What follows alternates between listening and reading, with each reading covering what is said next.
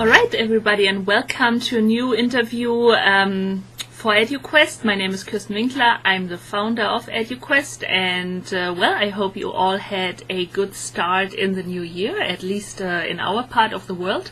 As our first interview in 2013 is Skyping in from China, from Shanghai, and welcome Carsten Ullrich. He is the CEO of VastCast. So happy to have you on, Carsten. Yeah, thank you. It's my pleasure. All right, so sort of that we are all on the same page with our viewers and listeners. If I had to describe VastCast in just a few words and sort of to compare it with some other products on the market, it's basically a web meeting, webinar solution you develop with your co-founders, and it has found some success in the university space. And basically you have, on the one hand, you have a presenter, may it be a professor, lecturer. On the other hand, you have the class, or maybe even an individual student, and they are, meeting in your room, in your web meeting, and sort of have the option to see themselves via video. Of course, you have the audio, you can see a presentation. And in just a few words, maybe from your side, how do you differentiate from other solutions on the market? What makes VastCast special, and why did you develop it? So we developed VastCast because for our first customer, the online university of Shanghai Jiao Tong University, we didn't find any solution that would really be appropriate for their needs. And there you have a one-to-many situation where you have a lecturer or a speaker who doesn't want to learn anything about technology. He just wants to give his lecture, his presentations the way he's used to. And he wants to reach out to many, many online students. So we developed a software that's very lightweight, very easy to use, no hardware solution. You just install it on your laptop, and then you are able to have a presentation that reaches to hundreds and thousands of viewers. And what makes our solution so different is that we have a very, very high quality of whatever the teacher or the lecturer is showing on his screen, maybe PowerPoint slides, maybe a programming IDE, or maybe CorelDRAW if he's teaching design. So this part is in very high quality, but still it takes up very little bandwidth. So if you are with a 3G connection, mobile, you still can do these kinds of online lectures. And this is possible because we put a lot of effort into research. So it's like 5 years of research into codec compression and so on. And this allows us to have this very, very high quality web conferencing system targeted at education.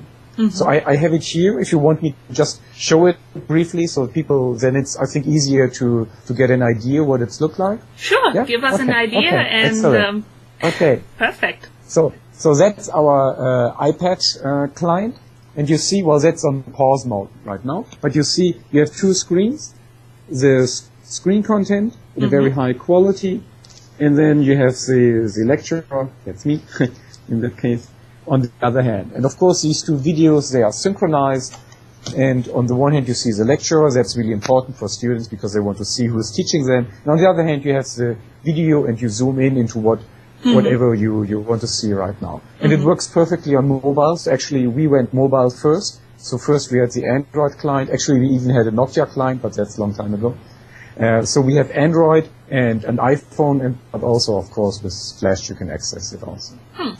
This is actually quite interesting and definitely distinguishes you from, I think, other developers or other companies, probably starting off or having started off in the corporate space, and back then certainly more like PC or maybe Mac, but not thinking that much about mobile. And you mentioned in your previous answer how it came all about that actually the university requested you to develop something like this because, well, for our audience, we should precise that you actually, well, you are the CEO of VastCast, but you're also still I don't know, are you lecturing or more researching at the university? Associate researcher at Shanghai Jiao Tong University. Okay, so basically the university already back then, 5 years ago, 6 years ago, had many online students, or did they already envision that they are going to have thousands of students online in China or from all around China? So the online college was founded 10 years ago, and already 10 years ago they had this video-based approach where students can watch the lectures not just in the classroom but wherever they are. But 10 years ago it was made only for desktops. And then a few years back it became apparent that, well, we need to improve the software, we need to target mobiles because it's so popular here, especially in China with mobile. So we need to extend what we had a bit. And that's then when we developed the second generation of the software. But already 10 years ago, they had this system. And when I learned about that, so I'm here now since 5 years, but when I saw that like 8 years ago, the first time I was really impressed. I've never seen such an equipment and such a system in any Western distant university. So technically, it's really impressive what they came up here just much earlier than we in the West did. And now I'm really proud to be part of such a team. They continue to set the standard now with the application in the mobile space. What do you think is the difference? Because I often see this Western mindset about various technologies in mobile, in online learning, that we could actually, I don't want to describe China as necessarily as the developing world, but even with some initiatives in, for instance, Africa or India, there is some pretty smart use of technology, but not necessarily always in the most advanced sort of pushing the boundaries in bandwidth or in having the, don't know, most beautiful device, something like this, but making the best out of basic technologies, but in a smart way.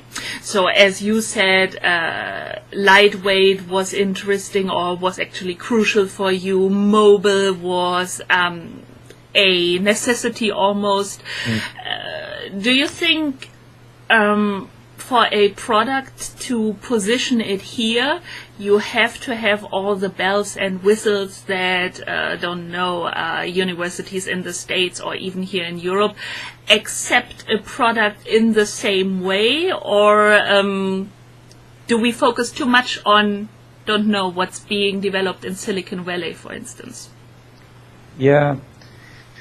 You have a lot of applications coming from China which are really dead ugly. But I think our tool especially is really, it's not just technologically advanced, but it also looks beautiful. I think it has all the bells and whistle. And if you wouldn't know that it's from a Shanghai university, from a Shanghai team, you wouldn't really notice. On the other hand, what I find that a lot of very interesting technology comes from China, but maybe sometimes the way how it's applied from a pedagogical point of view, maybe that's not so innovative. In Europe you have this focus on social learning and collaborative learning, constructivist learning, and so on. And this is slowly catching up here in China. So most technology you will see is more for a teacher-centered, teacher-based way of teaching. But there are situations where this is really fine. Here the most important goal is to enable access. To enable access to education, to enable access to events, to organizations, and so on. And for such a purpose, a lot of the technology we have developed here is perfect. And I think that's really important, that people who had no real access to education before, now thanks to this technology, can easily attend lectures. And if I may continue, I think that's also what makes me so proud about our tool, it enables access, and it's so easy to use that any organization who has some kind of presentation, talk, speech, whatever, any conference, they don't need 20,000 euro equipment. Mm-hmm. They just install our software, and for a few €100, they have unlimited access to their live streams. Mm-hmm. And I think that's something cool, to enable access, to enable the live streaming and recording of such events. That's excellent. And we have used VastCast at very interesting events here in Shanghai. Mm-hmm. For instance, the Barcamp Shanghai was live streamed and now is available as a recording. TEDx Suzhou was live streamed and is available as a recording. And this really makes me proud to somehow enable access and then preserve these kinds of, I think, really important and interesting events. I absolutely agree with you. However, I think sometimes here in the Western world, providers, may it be conference, may it be university, think they should invest the 20,000 something euros or dollars in order to at least suggest the audience that they have the best, which is the most corporate, the solution that is able to invest the most in marketing and in university relations and so on, sending a salesperson over who teaches you how to use this thing. And therefore, I imagine it a little bit hard to get the foot in the door initially. I think, of course, organically, you start in China.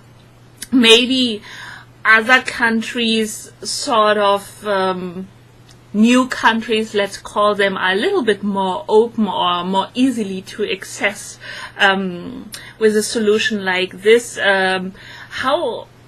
How do you manage with players like, for the academic space, what I always find from the interface a little bit antiquated, Illuminate, still very popular there.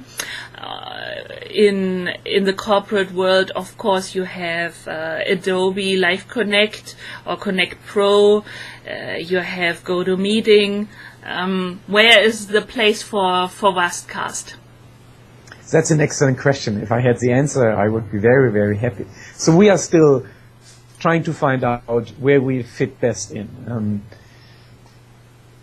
One area where I think it really makes sense and where it's rather straightforward are, for instance, conferences. So situations where you have one speaker and an audience.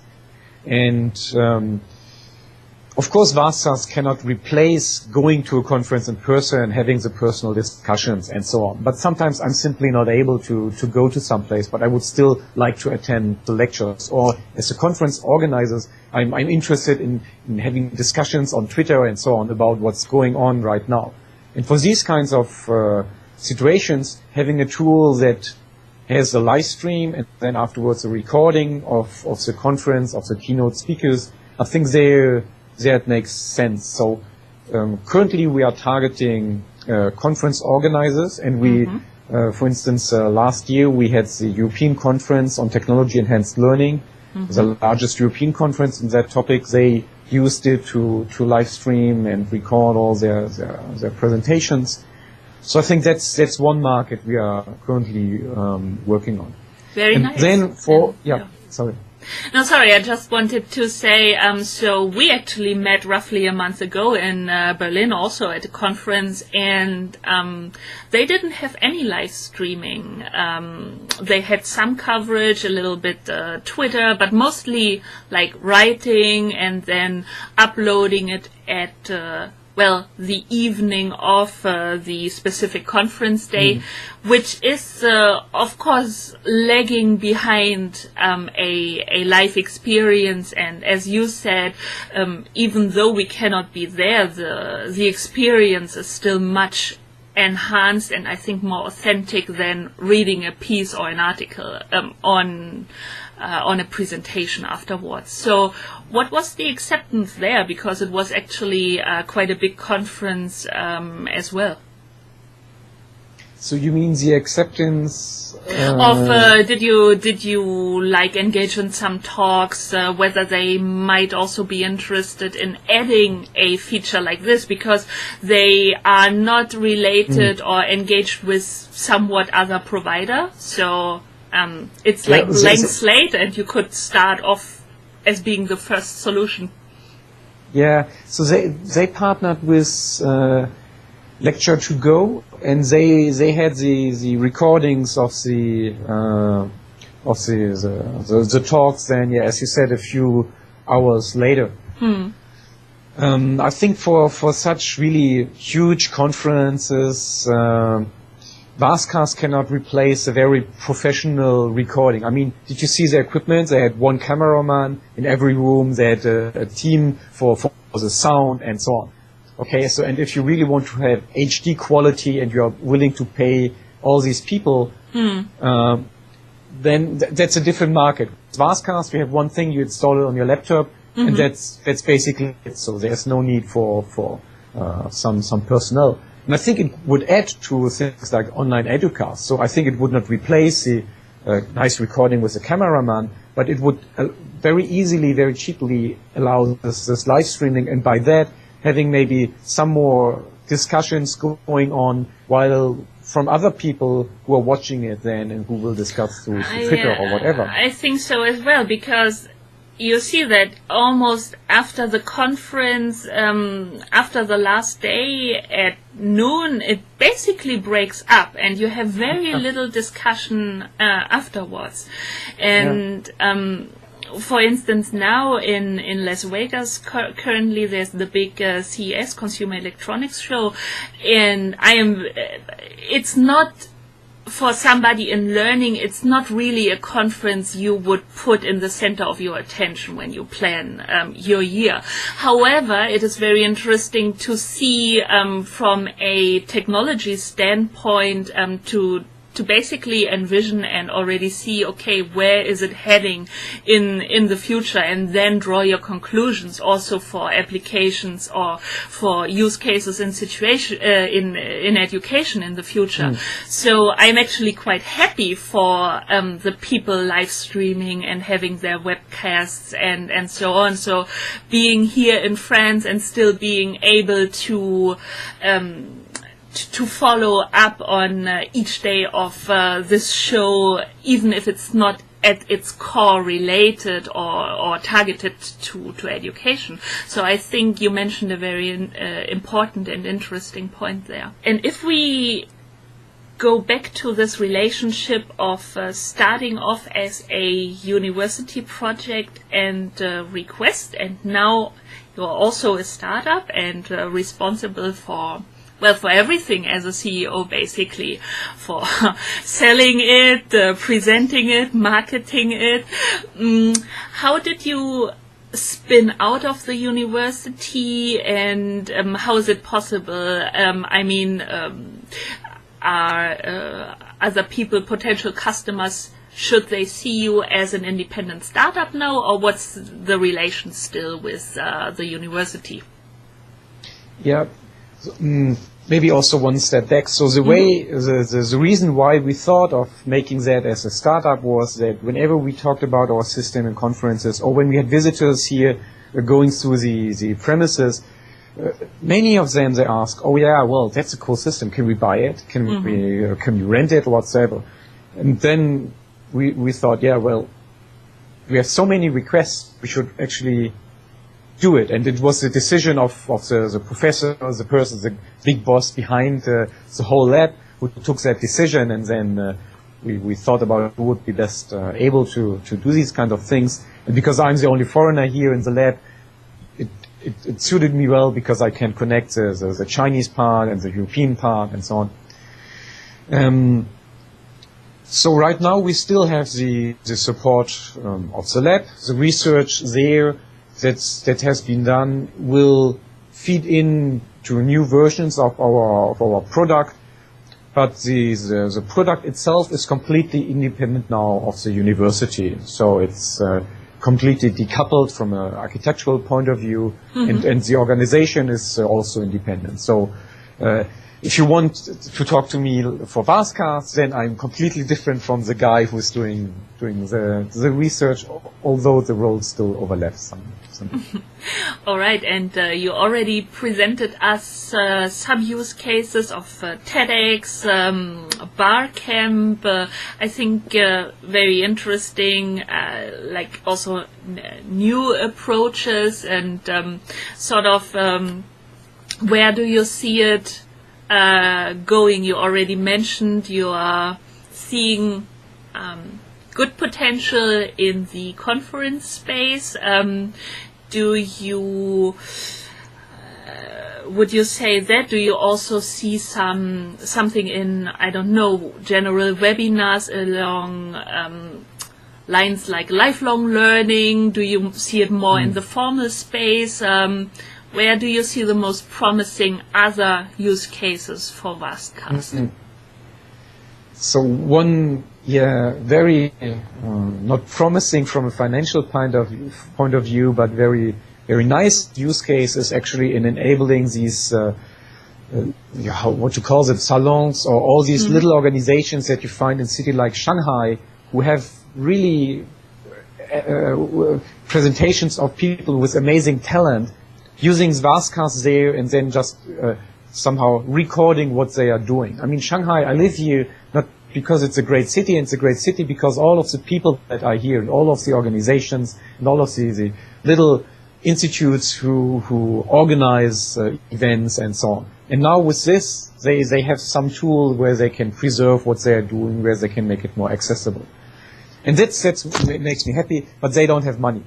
So we will support them, and actually tonight, if you want to tune in, just in 2 hours, there will be a live stream of a seminar about green architecture here in Shanghai. So,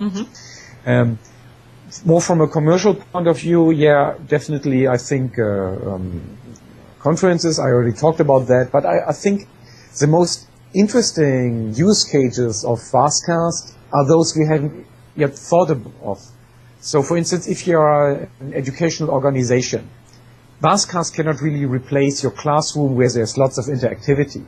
But VastCast can enable you, for instance, to invite famous people that give a speech, and you can somehow make it as an advertisement, or have your most famous teachers record the lessons of your most famous, best teachers, and just put it there, live stream it, so that people who want to see whether your school is really good, they just tune in and they look a bit and they watch and they see, well, that's really a good teacher.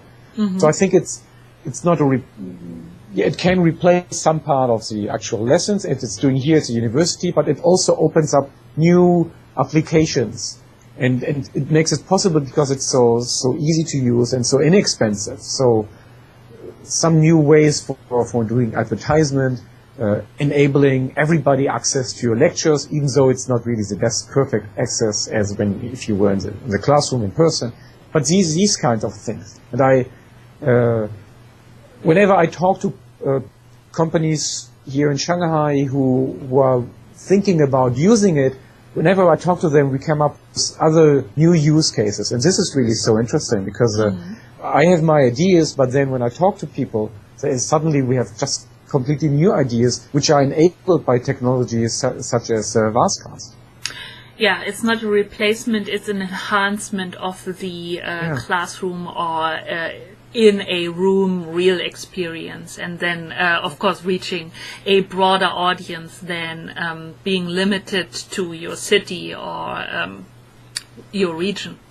I could also imagine use cases of then more and more on independent educators in the widest sense, not necessarily always only academic, who have started producing courses, maybe even selling courses, selling their expertise. So why not recording their courses using VastCast as you have the teacher on the one hand, and as you presented in the other window, you have the material, and I suppose I can also embed the video course and sort of structure other materials around that if I wanted.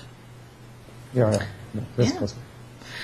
Okay, so from a technical point of view, I have to ask, so you're in China, and not talking politically, talking simply about technology, how do you ensure, or can you ensure that, let's say, somebody in Great Britain wants to use VastCast, you said lightweight and doesn't consume lots of bandwidth, and it's cheap, easy to set up.